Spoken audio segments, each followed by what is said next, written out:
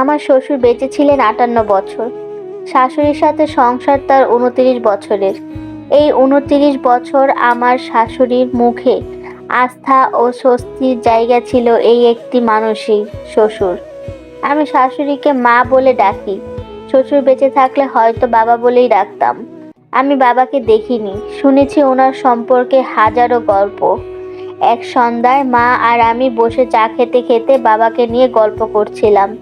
মা বলেছিলেন, যখন আমার বিয়ে হয় তখন বিয়ে কি এটাই বুঝি নাই আমি। তখন আমার শ্বশুর বাড়িতে নিয়ে গেল, আমি শুধু খেলতাম। তোমার দাদি বকতো, কি বাচ্চা মেয়ে বিয়ে করে আনছে, সারাদিন খেলে, কাজকর্ম কিচ্ছু পারে না। তোমার বাবা তখন বড়, সব বুঝতো, কখনো কিছু বলতো না, কখনো বকাঝকা করতো না। আস্তে আস্তে বড় হইলাম, আসিফ আকিব হইল। আমার আদর কমলো না, বরং দিন দিন বাড়তেই থাকলো। প্রতিদিন সকালে উঠে আগে ওনার কাজ কি ছিল জানো? উঠে নামাজ পড়ে ঘর ঝাড় দিত, ফিল্টারে পানি দিত, রাতে যেই সব বাসন কোসন জমতো সব ধুইতো। তারপর ভাত বসাইতো দুপুরের জন্য। ভাত বসালে গোসলে যেত, যে বাথরুম ভালো মতো পরিষ্কার করতো। আসিফ আকিবের জামা কাপড় ধুয়ে দিত। গোসল করে উঠতে 9টা কি 9টা 30টা বাজতো। আমাকে আস্তে আস্তে ডাকতো, আসমা আসমা ওঠো, চা বসায় দাও, আমি বাইরে থেকে নাস্তা আনতেছি। সকালে ডাকতো না, কারণ সকালে ঘুম ভাঙলে আমার মাথা ব্যথা করতো। বাসন কোসন সব ধুয়ে দিত, কারণ আমার হাত যেন ঘা না হয়। কখনো মাছ না কেটে আনতো না, ছোট মাছ আনলে সে নিজেই সবসময় কুটতো। শাক লতা পাতা সবসময় এনে আগে কুটে ফেলতো। মানুষটা সব কাজে ভালোবেসে করতো, যতটা পারতো আমার কষ্ট কমাই দিত। উনি বাইরে যাওয়ার আগে 3-4টা বোতল ফিল্টারের পানি ভরে দিয়ে যাইতো, কারণ এসে দেখবেন আমি সারাদিন কতটুকু পানি খাইলাম। আমি পানি কম খাইতাম, সেজন্য একটু জোরে আমার সাথে কথা বললে আমি রাগ করে থাকতাম। রাতে চুপি চুপি আসতো, হাত করে একটা আইসক্রিম আনতো। বলতো, তুমি না আইসক্রিম পছন্দ করো, তোমার জন্য আনছি, খাও। আসিফ আকিবরে দেখায়ও না, একটাই আনছি। কতটা যে মায়া করতো। একবার ঈদের শপিং করা শেষ, টাকাও শেষ।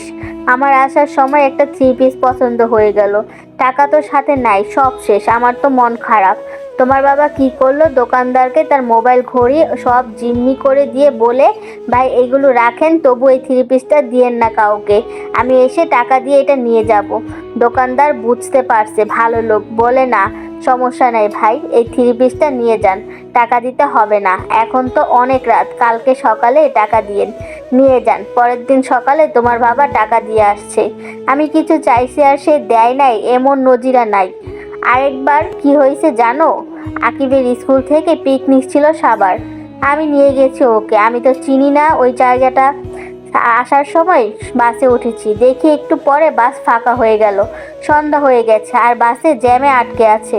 আমি তো নেমে যে কোন বাসে যাব এটাও তো চিনি না।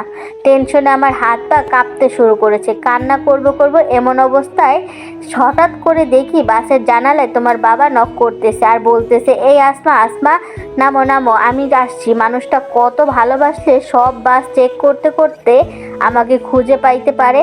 এত এত আদর করা মানুষটারে ছাইরা এখন আমি একা কেমন করে থাকি। চলে গেছে, একা করে গেছে আমারে। মায়ের চোখ থেকে ফোঁটা ফোঁটা পানি পড়তে থাকে, আর আমার তার চোখের পানি মুছে দিতে ইচ্ছে করে, কিন্তু কি এক অস্বস্তি আটকে রাখে আমাকে। সব শেষে আমি মনে করি, শুধু বলি, আমি কোন স্বর্গীয় প্রেম দেখিনি, শুনেছি এক প্রেমের গল্প, আকাশ সমান ভালোবাসা।